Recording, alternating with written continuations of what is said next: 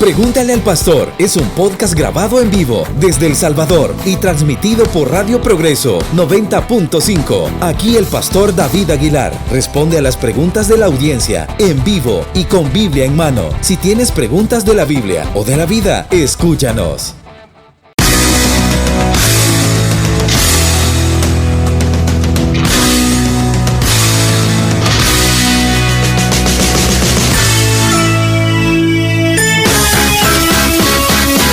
Buenos días, 8:12. Como todos los lunes, tenemos ya con nosotros en la cabina de la Progre al Pastor David Aguilar, y eso quiere decir que ya estamos listos para disfrutar de Pregúntale al Pastor. Bienvenido, Pastor David. Muchas gracias, buenos días. Aquí contento, mira, ya casi cerrando el año, un par de semanitas y estamos... ¿Cuánto un programa más nos queda? En 2020, sí, un programa más. Yo creo que no hay ningún problema porque, oye, no sé. Ya te dije, todos los mortales trabajamos hasta despuésito del 24. No, ese día son las 90 mejores. Bueno, entonces este es oficialmente el último programa del año. Entonces lo estamos despidiendo ya el año. Bueno, entonces hay que ahorrar, ¿verdad? Los hermanos tienen que mandarnos preguntas por dos para poder soportar estas 2 semanas que Pastor, no vamos a tener. Ahora ya no va a contestar preguntas hasta el 2020. Bueno, aquí en la radio tú. Es que tiene un programa en YouTube que se llama así. ¿En serio? No, de hecho yo estaba pensando, estaba pensando en grabar esto y comenzar a podcastear, sí. Hagámoslo, sí. ¿Cómo quiere hacerlo? ¿Verdad que la mayoría, si no es que casi todos están grabados? No sé, pues mira, yo veo que esa cosa siempre está ahorita grabando. sí está grabado. No, pues entonces me voy a llevar eso y vamos a comenzar a hacer un experimento. ¿Qué les parece? Me parece, Pastor. De respuestas viejas, Pastor. 2006. Del cabal, cuando estábamos en la tarde, ya hace muchos años. Entonces no sé si les sirven. Bueno, vamos a revisar, de hecho, vamos a revisar. Cuando no existía Facebook ni nada de eso. Ajá, y lo podcasteamos. Ya es que estoy queriendo entrar a este...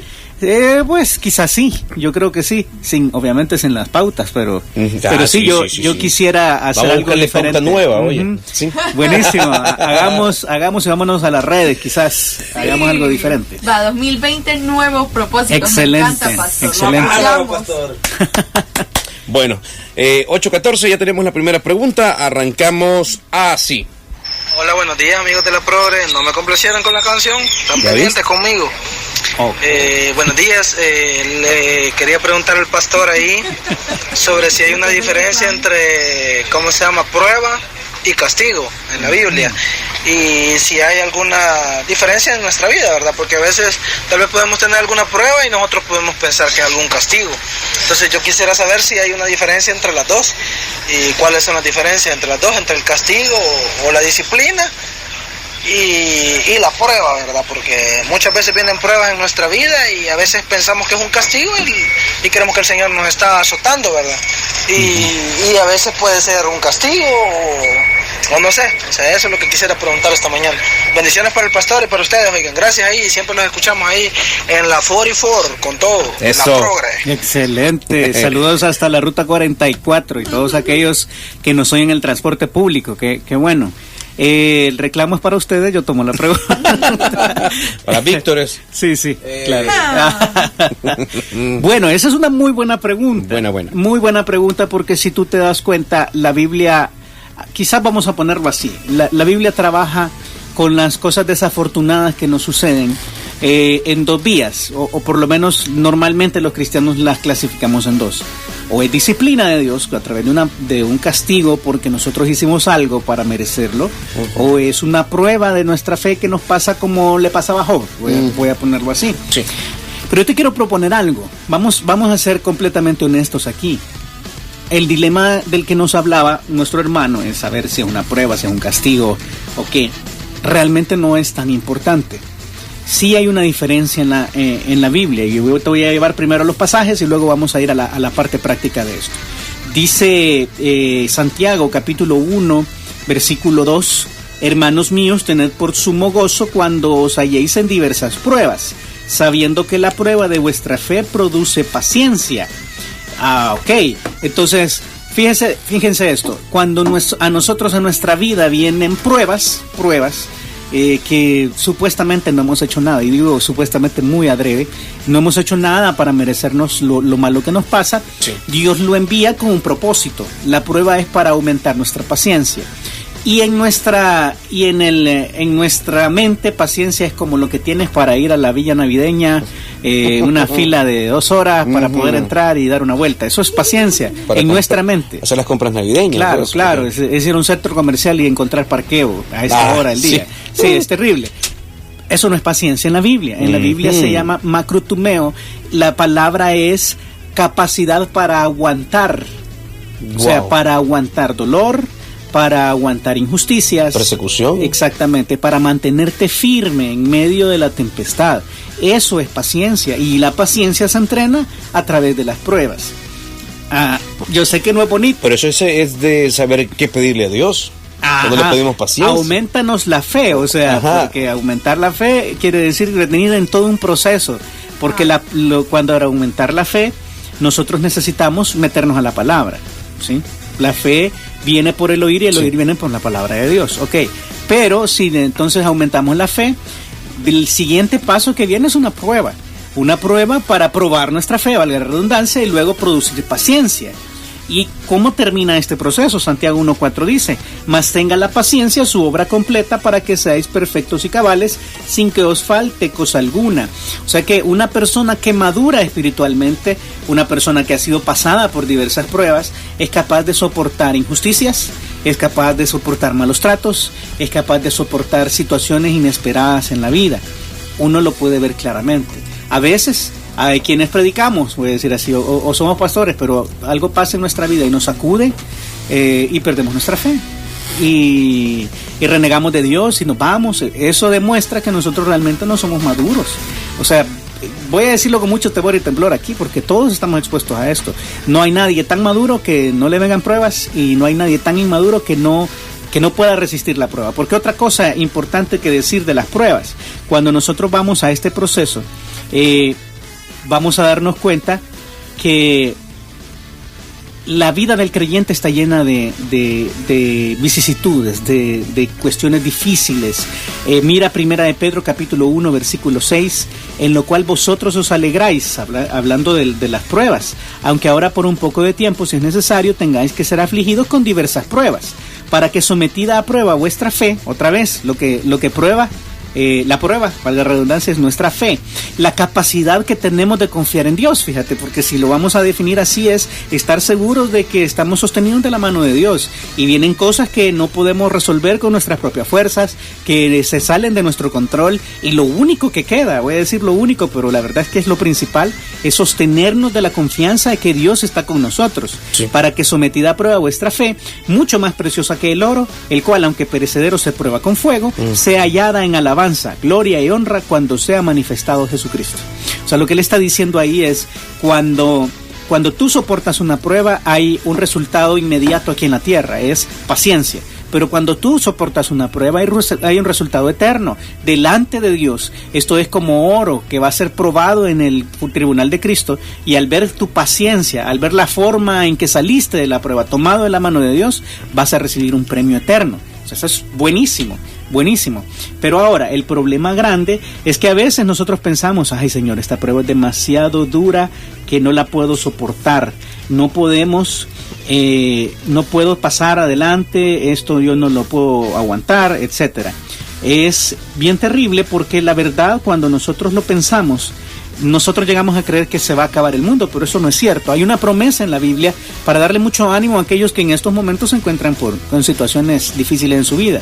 Dice 1 Corintios capítulo 10, versículo 13: no os ha sobrevenido ninguna tentación que no sea humana.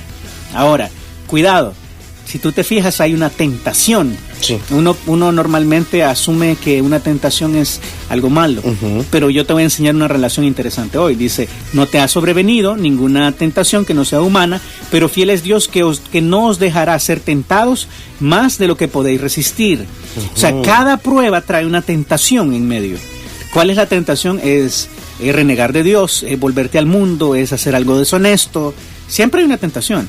Piénsalo. Cada vez que viene una prueba, una situación inesperada en nuestra vida, hay una tentación de hacer una salida fácil o de hacer una salida deshonesta. Dice: Pero fiel es Dios, que no os dejará ser tentados más de lo que podéis resistir, sino que dará juntamente también con la tentación la salida para que podáis soportar. Ok, ¿cómo funciona esto? Lo que sucede es que viene una prueba, viene con una tentación y nosotros decidimos qué camino tomar. Si decidimos el camino de Dios y sostenernos de su mano, aunque no lo veamos, aunque no lo oigamos, aunque parece que Él nos ha abandonado, entonces salimos adelante y Dios nos da un premio. Si fracasamos y nos alejamos de Él, entonces Dios otra vez obra algo que es difícil de decir. Vamos a Hebreos capítulo 13 y ahí nos vamos a dar cuenta de algo que es también muy interesante. ¿Qué? En Hebreos capítulo 12, dice 12:3: considerad aquel que sufrió tal contradicción de pecadores contra sí mismo, para que vuestro ánimo no se canse hasta desmayar. O sea, nadie más probado que Jesús, es lo que está diciendo Hebreos. Hebreos deja una línea base. No creas que lo que te está pasando es algo tan terrible que ningún otro ser humano ha pasado por ahí. Y aunque así fuera, voy a decirlo así, aunque tu prueba sea tan terrible, nada como Jesús. Jesús no se merecía nada de lo que le pasó. Vivió una vida miserable, fue rechazado, fue calumniado, pasó por un juicio completamente injusto, murió una muerte terrible, era la muerte más terrible que estaba disponible en esa época, el método de ejecución más cruel, sin merecer absolutamente nada. Ahí sí puede decir él que fue completamente inocente. Entonces lo que dice Hebreos 12:3 es: miren a Jesús, miren a este que considérenlo, aquel que sufrió tal contradicción de pecadores contra sí mismo. Los que los martirizaron eran culpables, era el inocente, que para que vuestro ánimo no se canse hasta desmayar, es decir, para que en medio de la prueba ustedes no desmayen, porque aún no habéis resistido hasta la sangre combatiendo contra el pecado. Muy interesante esto, lo que está diciendo Hebreos es: ustedes todavía no han llegado a un punto tal de que les cueste sangrar el no pecar. O sea, pecar no es obligatorio en esta sociedad todavía, gracias a Dios, pero va a llegar un punto en que va a ser obligatorio. Lo vemos en Apocalipsis: si no te pones la marca de la bestia, vas a morir, y eso es pecado. Entonces pecar es obligatorio en los últimos días, y es tremendo. Entonces lo que está diciendo el autor de Hebreos aquí es: ustedes todavía no han llegado a donde asustan, por eso no se desanimen. Jesús pasó más, porque... Y el versículo 5 dice: habéis ya olvidado la exhortación que como a hijos se os dirige diciendo: hijo mío, no menosprecies la disciplina del Señor, ni desmayes cuando seas reprendido por Él, porque el Señor al que ama disciplina y azota, muy interesante palabra, a todo el que recibe por hijo. Es decir, la idea de la corrección del Señor es que nosotros caminemos en el propósito que Él nos ha trazado y que seamos mejores. En ese sentido, una prueba y una disciplina no es diferente. Quizás aquí te lo voy a decir. No hay mucha distancia entre ellas. Vamos a ser completamente honestos acá. Una prueba y una disciplina no son diferentes en el propósito. Lo que quieren es que crezcamos. Número 2, si bien honestos, ninguno de nosotros puede decir en este punto de la vida que no ha hecho nada que no merezca disciplina. Claro. O sea, si yo me pongo a pensar todo lo que en mi vida a ver el historial, me voy a dar cuenta que soy acreedor a una increíble cantidad de castigo, y que si algo malo me pasa, para ser honesto, bien honesto, no es lo que merezco. Yo merecería más. No nos merecemos nada. Es que esa es la trampa del pensamiento evangélico que domina ahora. Dios te debe algo. No te debe nada. La verdad es que yo merezco algo. O yo soy acreedor de algo porque soy hijo de un rey. Y estas famosas frases sacadas de contexto. Es algo terrible. Siendo bien honesto, la pura gracia del Señor es la que nos mantiene. Y yo arrebato. Y declaro, y todas estas cosas que se dicen, ¿verdad? No, la Biblia no nos autoriza. Somos sus siervos. En griego, doulos, esclavos voluntarios. Eso es lo que dice. Nosotros, para salir del pecado, tuvimos que someternos al señorío de Cristo. No lo recibimos como nuestro Salvador, lo recibimos como nuestro amo, como nuestro Señor, y a veces no entendemos esto. No nos merecemos nada. Todo lo bueno que tenemos es por pura gracia, y todo lo malo que tenemos es también de gracia, fíjate, porque lo que viene a nosotros no es lo que nos correspondería. Lo que viene a nosotros trae un propósito. Eso es lo increíble de esto, es que no te desgastes pensando si lo malo que te está pasando es una prueba o es disciplina o es castigo, porque aunque nos lo merezcamos, porque siempre nos lo merecemos y pensamos, trae un propósito. Tanto la disciplina como la prueba trae el propósito de hacernos crecer, y al final, pasada esta prueba, Dios nos va a regalar algo bueno, y es bueno. cada vez que nosotros nos encontramos en esta breve tribulación momentánea, como a veces Pedro lo describe, es porque Dios tiene un propósito para nosotros. Abracemos esto, pasemos tomados de la mano del Señor, creyendo en que Él está con nosotros, y la salida de esa prueba va a ser increíble. Increíble. Entonces no te desgastes pensando esto es castigo, porque para ser honesto, Dios podría castigarnos por cualquier cosa que hemos hecho y seguimos haciendo. Somos pecadores, entonces puede castigarnos. Mejor preocúpate pensando, ¿para qué Dios me está haciendo pasar por esto? No por qué, ¿para qué? ¿Cuál es el qué? Ajá, no, ¿por qué no? Porque ¿por qué es buscar una razón de que te viene esto? Okay. Pregunta ¿para qué? ¿Cuál es el propósito por el que viene esto? Dios te está haciendo pasar por aquí para que dependas más de Él, para que crezcas en tu carácter, para que trates mejor a otros, para que definas. Y fíjate que hay una cosa, hay una combinación entre disciplina y prueba cuando tú estás tomando un camino que a Dios no le gusta. A veces Dios tiene que cerrarnos la puerta en la cara para que nosotros entendamos que no es por ahí que Él quiere que vayamos.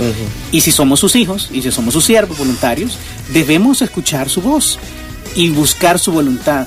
Entonces, no te desgastes pensando, esto es prueba o es castigo. Piensa, ¿cuál es el propósito de esto que me ha venido a mi vida? Y ten por seguro que Dios te azota, pero no te destruye. O sea, Dios no es un padre que va a matar al hijo que se porta mal. Si tú has hecho algo malo, arrepiéntete de lo que te venga a la mente, porque para ser honesto tenemos todo un repertorio, pero arrepiéntete de esto y busca al Señor y pídele que te ayude a salir adelante. Si estás en una prueba, busca al Señor y pídele que te ayude a salir adelante, porque hay un propósito. La fe es probada porque nosotros llegamos a pensar y pasamos por ahí pensando que Dios tiene un propósito bueno para esto, y vale la pena. Sí, yo creo que es que la corrección o prueba siempre al final va a traer un resultado bueno. Entonces dice la Biblia de que a veces participar de esta disciplina no es causa de gozo, nunca es causa de gozo, pero después cuando hemos sido ejercitados en ella vemos los resultados y vale la pena. Entonces ahí te dejo, ¿verdad? Es básicamente en nuestros días imposible determinar si algo es una prueba o es un castigo, porque para ser honesto todos tenemos derecho a ser castigados. Sí. Entonces no te desgastes en esto, mejor métete a pensar en Dios, cuál es el propósito de esto que ha venido. Es mucho más productivo. Perfecto, ahí está una respuesta a un interrogante, gracias a nuestro amigo que nos hacía esa pregunta. Hola, bendiciones, pastor, por favor, si haga podcast, dice. Buenísimo. Sí. Es lo que estábamos hablando al principio, cabal. Vamos a irnos a una pausa. Usted prepare sus preguntas para el segundo bloque de Pregúntale al Pastor. Breve pausa y ya regresamos. A ver, Dani, pueden enviarle. Mira, aquí le están animando, Pastor, a que de verdad haga su podcast. Ok. Ya aquí. De hecho, bien famoso eso de los podcasts. Fíjate que es bien fácil. Yo como te digo, he estado. Dicen que casi cualquier cosa se puede hacer. Dicen. Realmente sí. Yo he estado explorando el mundo de los podcasts por pura curiosidad y me he dado cuenta que sí, que es interesante, es fácil y uno puede hacer como una biblioteca ahí de programas y todo, y ya que tenemos este tiempo y siempre nos reclaman que no lo grabamos, porque a lo mejor podemos hacer algo con eso, ¿verdad? Hey, pastor, está bien. Se sintió ofendido, Víctor. Imagínate, mira, qué Víctor, biblioteca no tuviéramos. Es por nada, pero sos vos el que ha tenido el programa durante todos estos años. No, ha habido otra persona antes de mí, pero de ahí tampoco. Pero vos has estado, ¿cuánto tiempo han estado juntos más en el de programa? 6 años. No. Víctor, qué vergüenza. ¿Quién estuvo antes? David Guadrón, Chief. El que estuvo antes fue No, pero manejando el programa. Oscar. Era Oscar. Ya ni me acuerdo, fíjese. Yo creo que sí. Yo creo que Carlitos lo tuvo un tiempo. No, Carlos tuvo un pedacito nada más, Fernando pero fue una cuestión de Fernando. Y nunca nadie grabó. Es que estos locutores era que 6 años con Víctor y nada. Iniciativa. No, pero sí se está grabando. De este año, pastor, propósito de año nuevo, pastor. Excelente. No dejar pasar ningún programa sin grabar. Me encanta, Víctor. Buenísimo.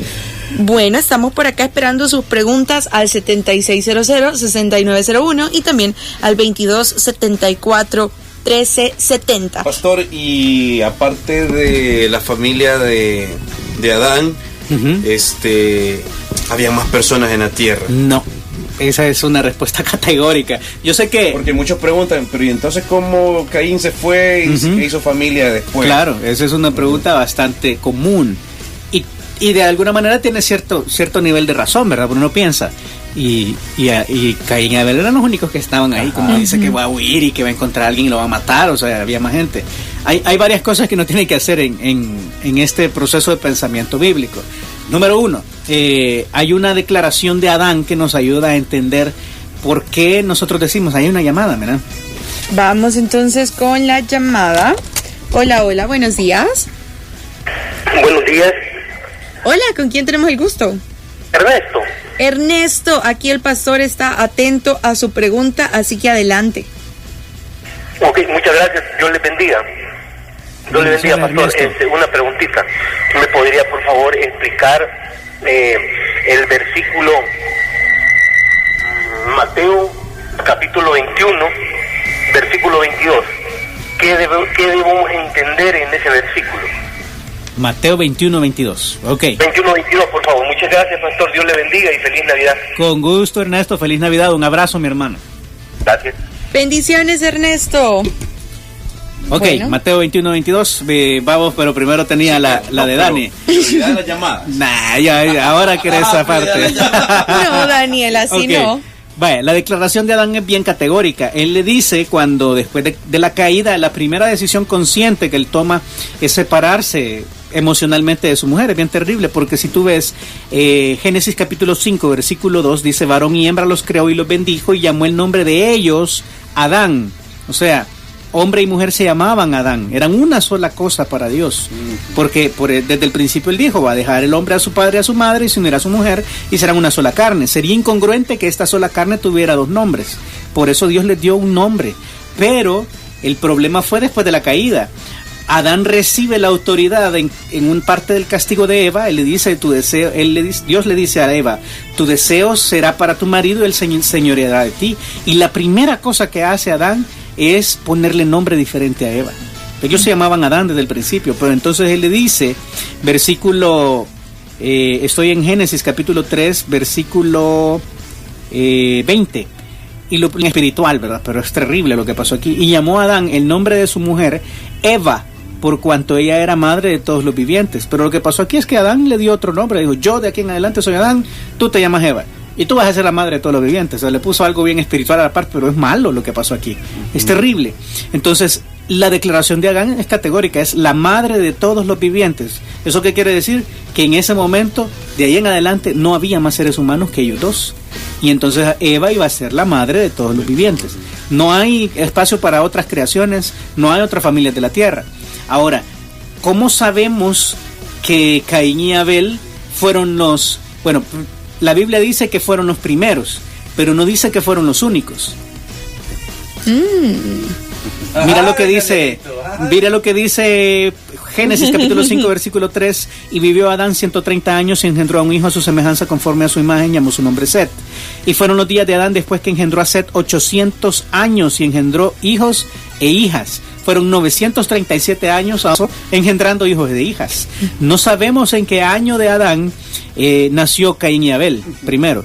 Segundo, Dios hace hincapié en esta historia, pues es la historia del primer asesinato, pero no sabes qué edad tenía Caín, no sabes qué edad tenía Abel, y muy probablemente a ese tiempo ya había muchos seres humanos que poblaban la tierra.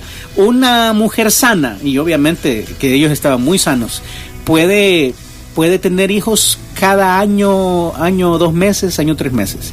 Ahora, ¿te imaginas 937 hijos?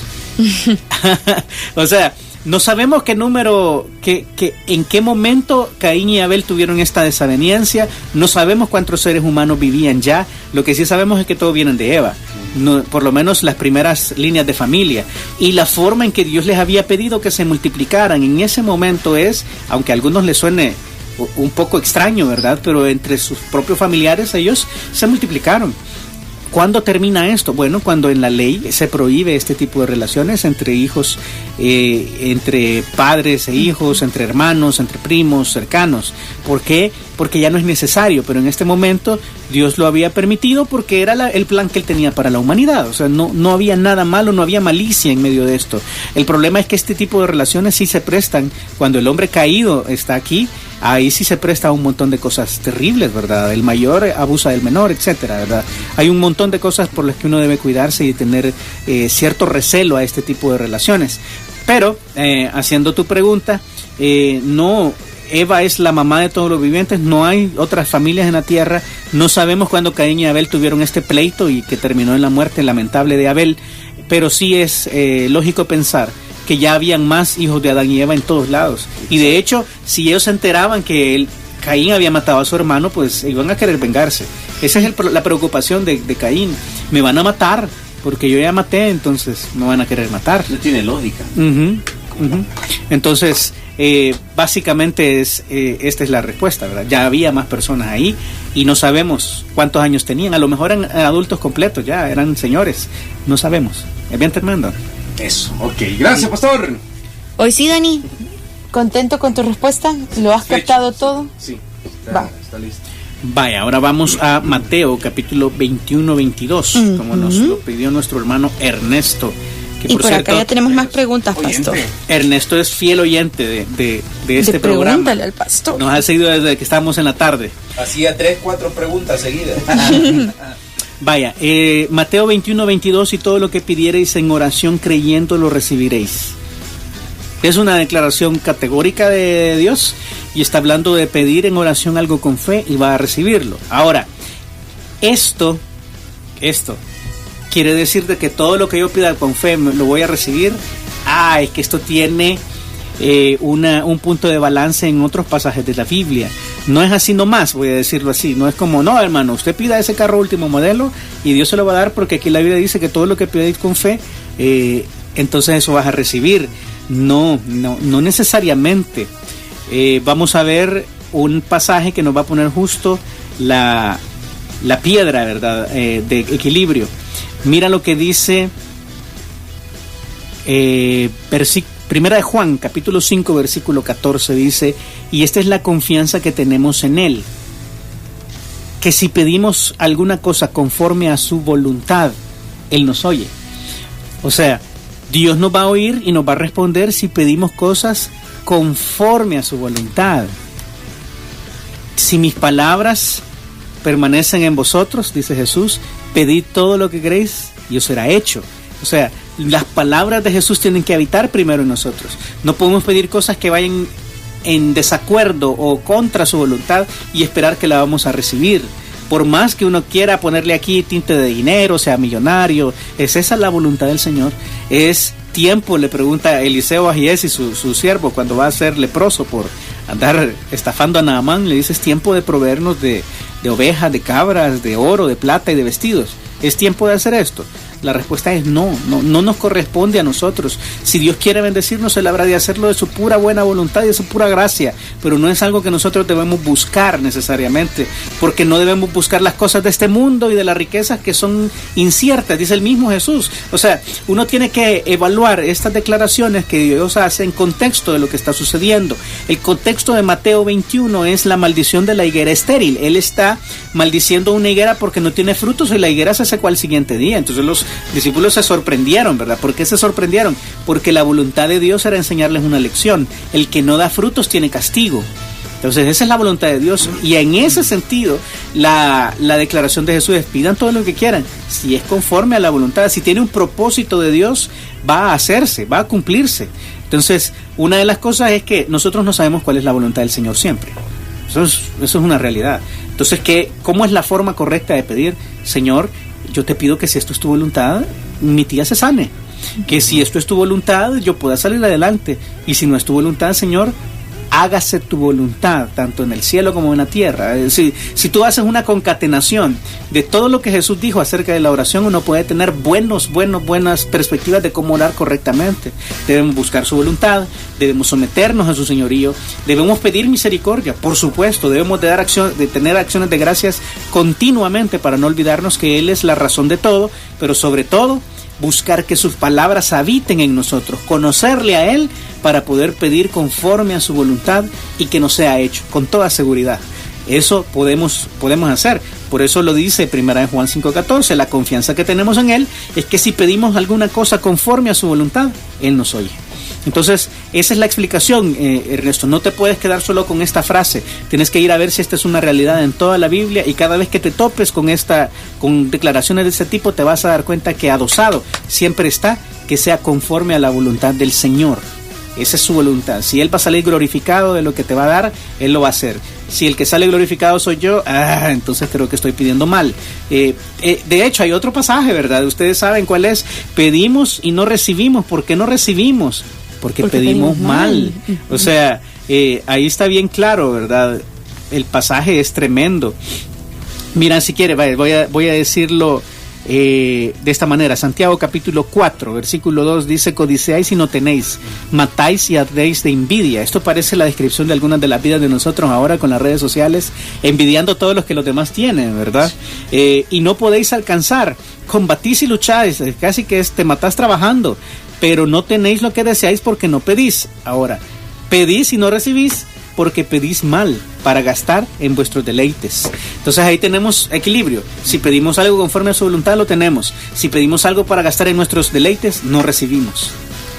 Bueno, ahí está. Ernesto, esperamos que tu pregunta haya quedado clara. Y por acá hay alguien más que nos dice: hey, yo también soy fiel oyente del programa desde que se emitía por la tarde. Él se llama Alex y también tiene una pregunta para usted. Adelante, Alex, un abrazo. Lo que pasa es que como a veces no nos identificamos, realmente no sabemos. Queda en anónimo la pregunta de vez en cuando. Pero mira, pastor, aquí Alex le está deseando feliz Navidad, feliz próspero año nuevo, que abra su podcast y de paso pregunta. Dice que en Colosenses 1:15, cuando la Biblia dice que Jesús es el primogénito de toda la creación, ¿a qué se refiere? Sí. Porque algunas sectas dicen que Jesús es un ser creado en base a este versículo. Sí. Es bien interesante porque la palabra primogénito en español, voy a decir así, en español significa primo es primero y génito es engendrado, es el primer engendrado. Pero esta palabra no se traduce exactamente hacia el griego. O sea, el griego usa una palabra que es muy interesante. Entonces, en Colosenses capítulo 1, versículo 15, vamos a ir allá solamente para tener un poco de contexto, ¿verdad? Pablo está llevando a los colosenses a pensar que Jesús es increíble. La palabra primogénito es prototokos. No quiere decir, si te fijas, no tiene nada que ver con nuestra palabra primogénito. Prototokos. Pastor, hoy dijo dos palabras muy interesantes. Esta y una que comenzaba con C. Macrotumeo. Pues no comenzaba con C, pero la lleva. Ay, no, qué palabra. Qué parecido. Qué chistoso. No, lleva una C ahí, macro. Sí. Solo me acordaba que llevaba C, pero bueno, prototokos. Prototokos es muy interesante porque el problema de nuestro concepto, aquí es a donde tenemos que saltar un abismo. Yo les he dicho antes, cuando uno está interpretando la Biblia hay algunos abismos que debe saltar. Uno es el abismo del tiempo, ¿verdad? Esto fue escrito hace miles de años. Hay otro abismo que es cultural, otro abismo que es histórico. Vamos a saltar dos abismos, cultural y histórico. Históricamente, la palabra primogénito no significa lo mismo que para nosotros. Primogénito en el hebreo, en la historia, ha significado el principal, el que tiene doble porción, el que es el que manda, si uno puede decirlo así. ¿Quieres que te lo demuestre? Hay un montón de primogénitos en el Antiguo Testamento que no son los primeros nacidos. ¿Quieres ejemplos? Bueno, tienes ejemplos. Tenemos a Jacob. Jacob es el segundo nacido y es el primogénito, que hizo trampa y todo lo demás, pero esa era la voluntad del Señor desde el principio. O sea, Él lo declaró y la forma en que Él llegó ahí no fue la correcta, pero llegó. Él es el primogénito. José recibió la primogenitura de parte de Jacob, y era él el undécimo de sus hermanos, ¿verdad? Él recibió el derecho a la primogenitura. De ahí tienes a otro primogénito que no es primogénito. Déjame pensarlo. Lo tengo en la punta de la lengua y se me acaba de ir. Se me fue. Una pista.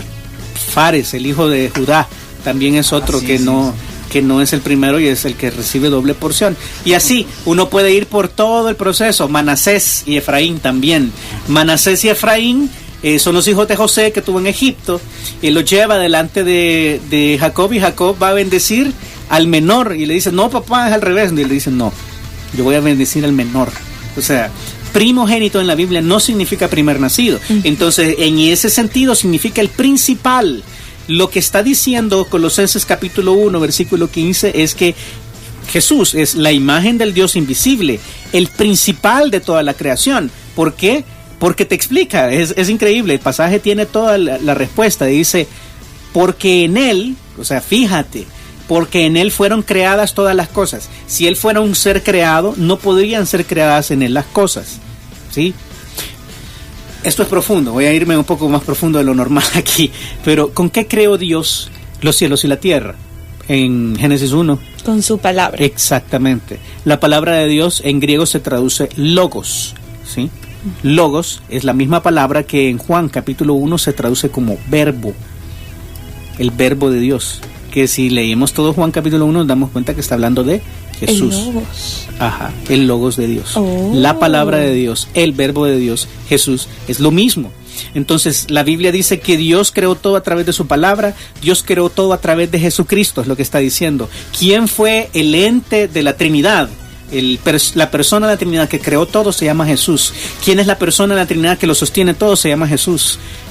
Ahí eso es lo que está diciendo Colosenses capítulo 1. Él es el principal en la creación porque, o sea, la razón de que Él sea el principal en la creación es que en Él fueron creadas todas las cosas, las que hay en los cielos y las que hay en la tierra, visibles e invisibles, sean tronos, sean dominios, sean principados, sean potestades.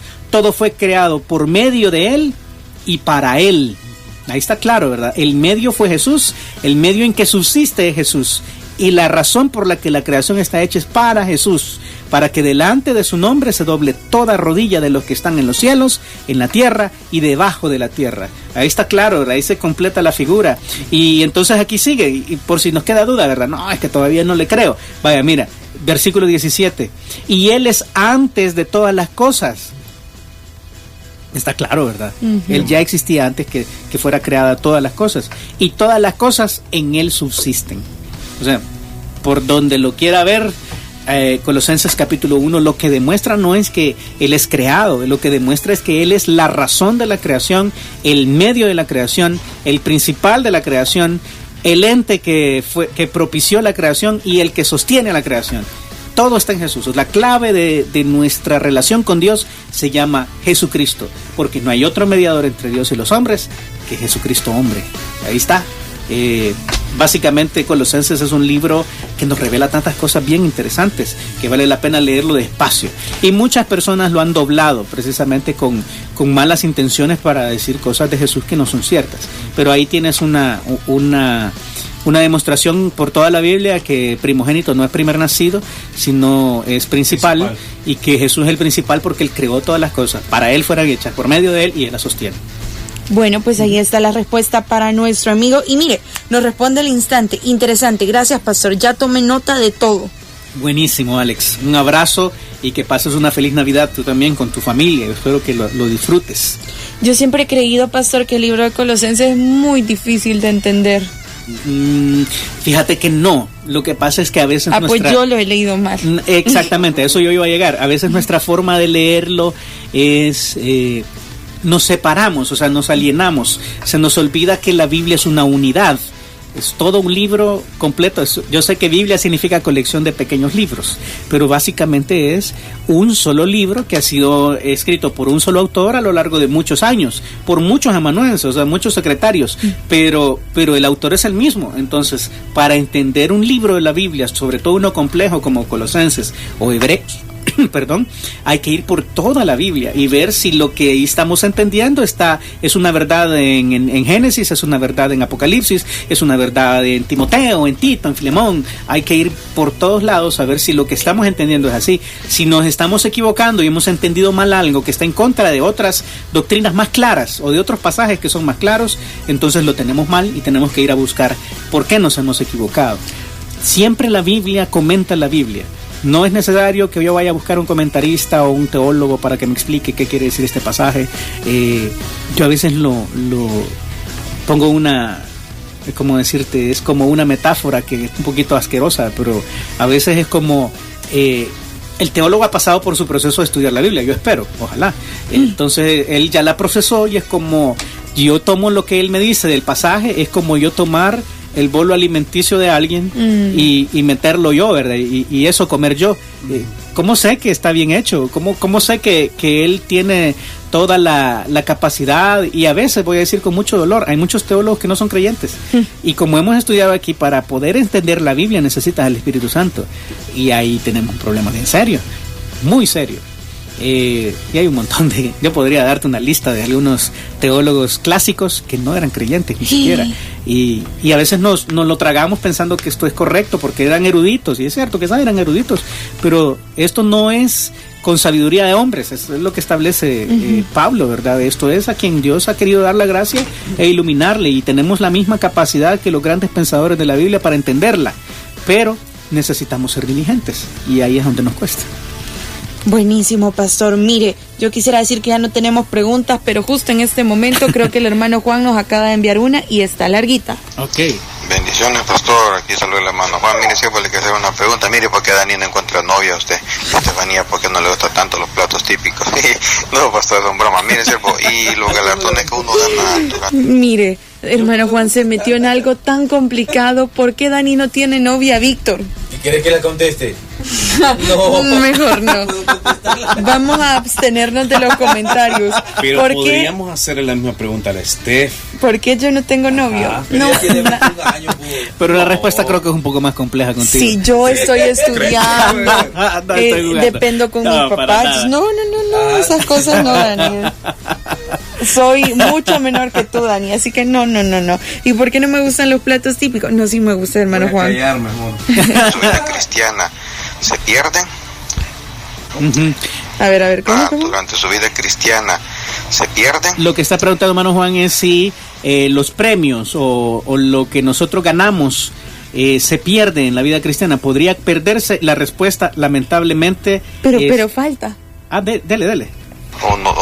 O no se pierde los galardones que uno gana durante la vida cristiana. Por ejemplo, cuando ganamos un alma, pues es un galardón que tenemos nosotros como cristianos, ¿verdad? Un ejemplo, ¿verdad? Bendiciones.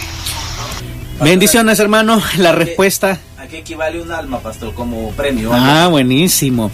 Si uno lo va a ver en las clasificaciones que existen del Tribunal de Cristo, ustedes saben, hay 3 clasificaciones malas, voy a decir, y 3 clasificaciones buenas. Madera, heno y hojarasca son las obras que nosotros hemos construido a lo largo de nuestra vida cristiana, que tenían como principal objetivo no glorificar a Dios.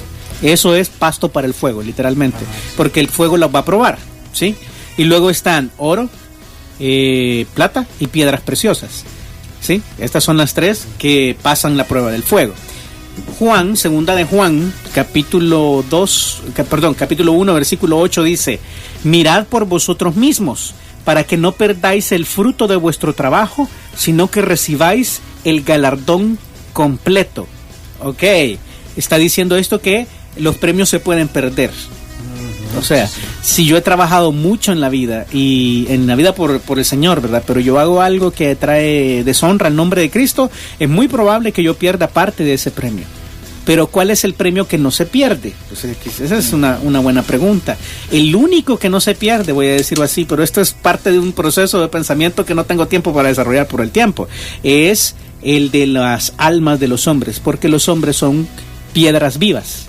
La Biblia habla de los creyentes como piedras vivas. Las piedras preciosas no son afectadas por el fuego, ¿sí?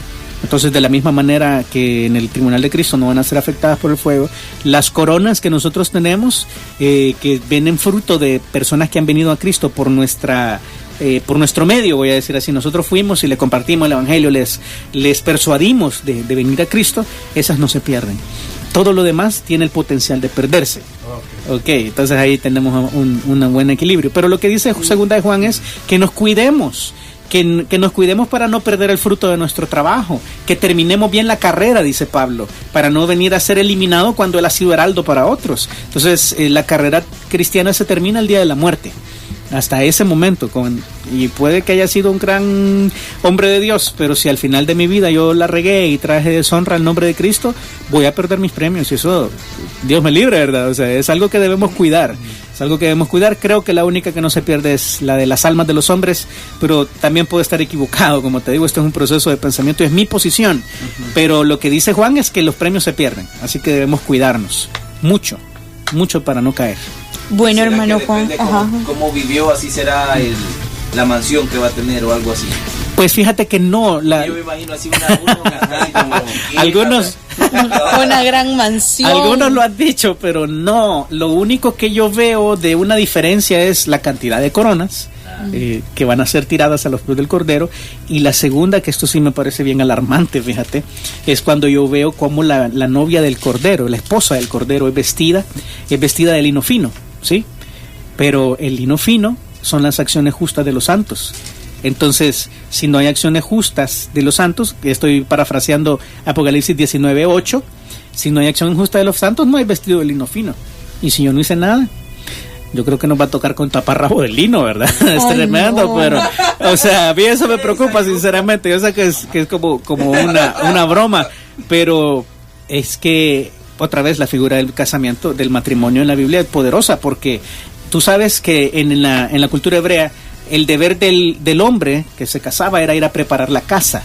Él se desposaba con la esposa se desposaba en el sentido que no se casaban, sino que se comprometían para casarse. Y el deber del marido era preparar la casa donde iban a vivir. Cuando la casa estaba lista, el esposo regresaba por la desposada y se casaba con ella. Y entonces, ¿cuál era el deber de la esposa? Es preparar su vestido. Ella preparaba su ajuar, el famoso ajuar de la novia, era preparado para estar listo en el momento que no sabía cuándo era, que el esposo iba a venir por ella. Y entonces es exactamente la misma figura que tenemos. Si ustedes recuerdan, lo que Jesús dice es: yo me voy a la casa a preparar morada para vosotros, ¿verdad? Entonces le está preparando la morada, y en un momento que nosotros no sabemos va a venir. Tenemos que tener listo el vestido. Las acciones justas de los santos deben estar listas para irnos con Él en cualquier momento que Él regrese. Entonces la figura es poderosa. No, la verdad que es un reto. Sí. Trabajo, yo creo que no tenemos nada. Hay que ver cuándo tenemos en la cuenta celestial, definitivamente, sí.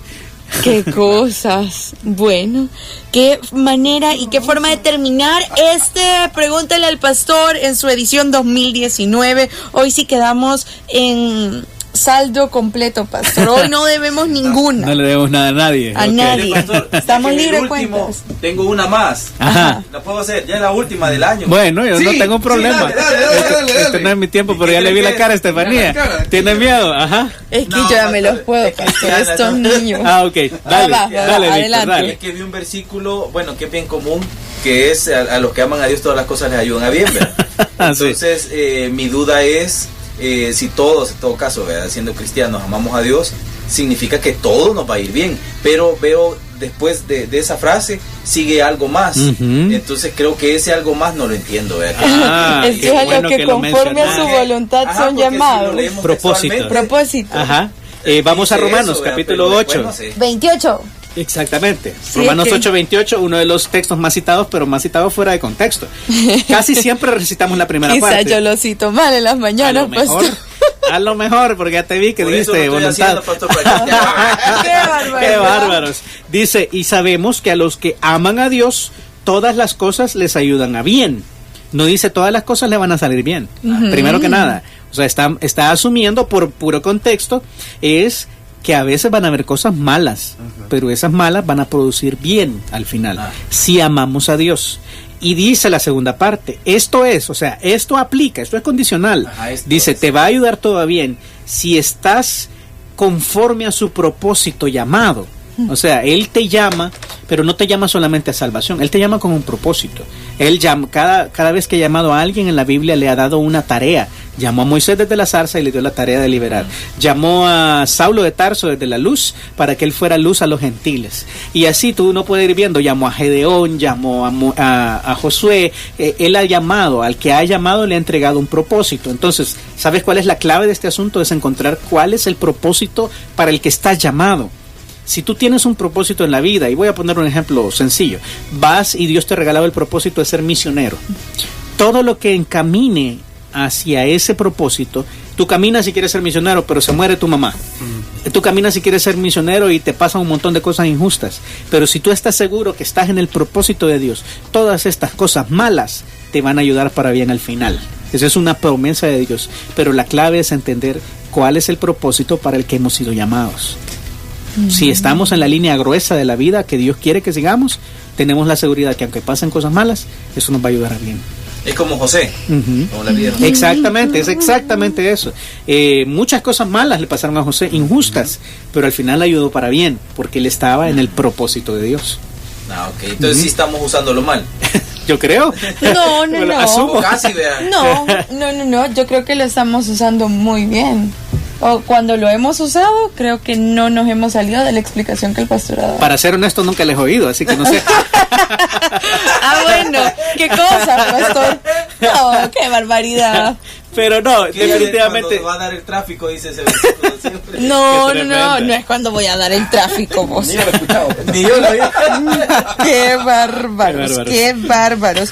Bueno, pues nos despedimos y nos escuchamos, pastor, hasta el 2020. Así es, un abrazo para todos nuestros hermanos que han sido fieles este año, viendo hacia el futuro. Celebren con todo el corazón que el Señor ha venido, que Él vino por nosotros, que se entregó a sí mismo y que se humilló haciéndose en forma de un bebé, pero que también creció y es el Señor de todos nosotros y nosotros le permitimos ser. Así es que un abrazo a todos, animarles a seguir estudiando la palabra y nos oímos en 2020 si Dios lo permite. El otro año deberíamos de hacer así como las 10 mejores preguntas. Mira, es interesante. Ahí vean, yo tengo mi clasificación en mi cabeza. Oh, wow.